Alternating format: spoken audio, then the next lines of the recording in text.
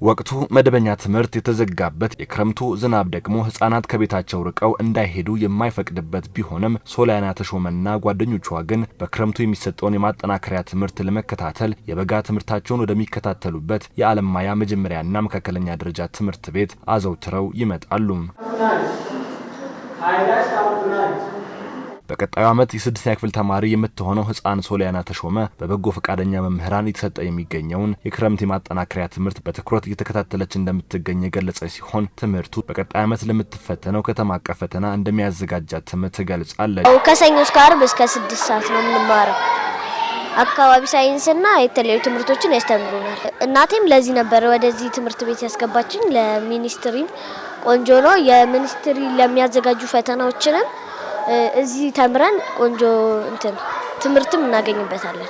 እንደ ህፃን ሶሊያና ተሾመ ሁሉ ሌሎች ተማሪዎችም በበጎ ፈቃደኛ መምህራን እየተሰጠ የሚገኘውን የማጠናከሪያ ትምህርት እየተከታተሉ እንደሆነም አዲስ ሚዲያ ኔትወርክ የክረምት የማጠናከሪያ ትምህርት የተሰጠባቸው በሚገኙ ትምህርት ቤቶች ባደረገው ምልከታ ተገንዝቧል። ትምህርት በጣም አሪፍ ነው።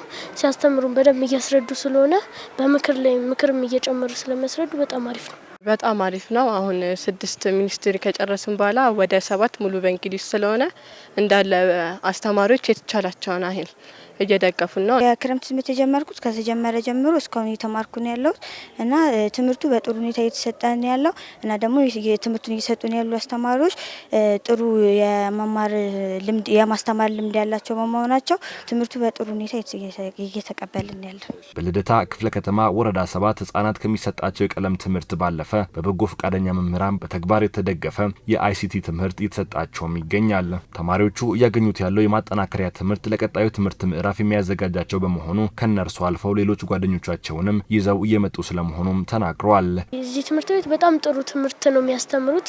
እኔም በዚሁ ስለምማር ጓደኞቼን አመጣለሁ። አሁን ለምሳሌ 3 ጓደኞቼን አምጥቻለሁ። አንዱ 4ኛ ክፍል ነው።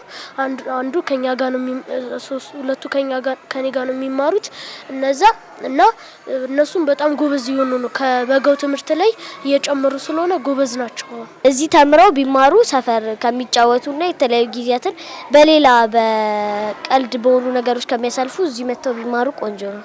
ሌላ ቦታ ብንሆን ወይ ደግሞ ቤት ብንሆን ወይ ስራ ወይ ደግሞ ጨዋታ ላይ ነበር ምን ሆነው እዚህ ግን ለኛ አስበው አንዳንድ ልጆች ብዙ ጊዜ የሚበላሹት ክረምት ላይ ነውና ለኛ አስበው ያንን ነገር እንዳንሆን አስበው በማድረጋቸው እናመሰግናለን። እና አሁን ሙሉ በሙሉ እንግሊዝ ትምህርት ስለሆነ የምንማረው ያ ነገር ይረዳናል ብዬ አስባለሁ። በበጎ ፈቃዳቸው ለተማሪዎች ትምህርት እየሰጡ ያገኘናቸው መምህራን በበኩላቸው ተማሪዎች በክረምቱ መርሃ ግብር ሳይጨናነቁ እውቀት እንዲገበዩና መልካም መስተጋብር ፈጥረው ወደ ቤታቸው እንዲመለሱ እያገዟቸው ስለመሆኑም ገልጸዋል። ክረምት ላይ ልጆች ዝም ብሎ ጊዜያቸው ማሳለፍ የለባቸውም። ያው ለበጋውም ስለሚጠቅማቸው የተሻለ ያው በጋ ላይም ቢማሩ ማለት ነው ዝም ብለው አልባሌ ቦታዎችን ከሚያሳልፉ በሚሰጣቸውን ትምህርት ያው እዚህ ያለው እስከ 6 ሰዓት ነው። እስከ 6 ሰዓት ለበጋ የሚጠቅማቸውን ነገር በጣም ሳይጨናነቁ ሪላክስ ሆነው የሚማሩበት አጋጣሚ ስለሆነ በተለይ እንግሊዘኛ ትምህርት ላይ ያው ይታወቃል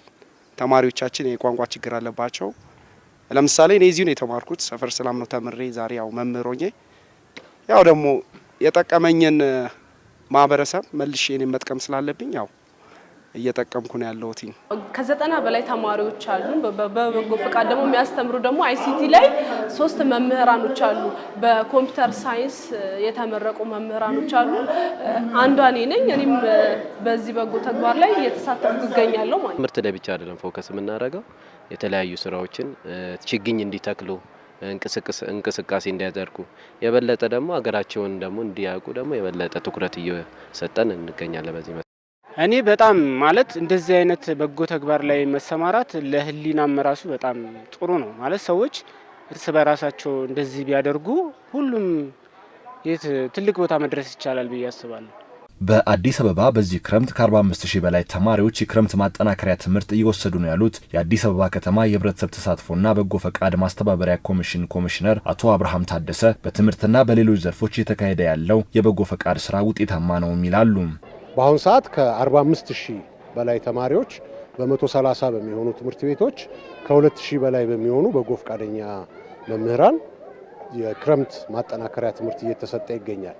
እንግዲህ እንደሚታወቀው በክረምት ወቅት ተማሪዎች ረፍት ላይ የሚሆኑበት ጊዜ ከመሆኑ ባሻገር ወደ ቀጣይ የትምህርት እርከንም የሚሸጋገሩበት በመሆኑ ተጨማሪ ዕውቀት መያዝ የሚፈልጉበት በመሆኑ የተለያዩ የዩኒቨርሲቲ ተማሪዎች፣ መምህራን በበጎ ፈቃደኝነት እነዚህን ተማሪዎች በማሰልጠን ዕውቀት በማጋራት ለቀጣይ የትምህርት ጊዜ ዝግጁ እንዲሆኑና ጠንካራ ሀገር ተረካቢ ዜጋ እንዲፈጠር ማድረግ ነው። በዛውም ደግሞ የክረምት ጊዜያቸውን በቁም ነገር ላይ እንዲያሳልፉ ለማድረግ የሚያግዝ መርሃ ግብር ነው። በዚህ ረገድ እንግዲህ በጣም በተሳካ መንገድ በሁሉም አካባቢዎች እየተካሄደ ይገኛል።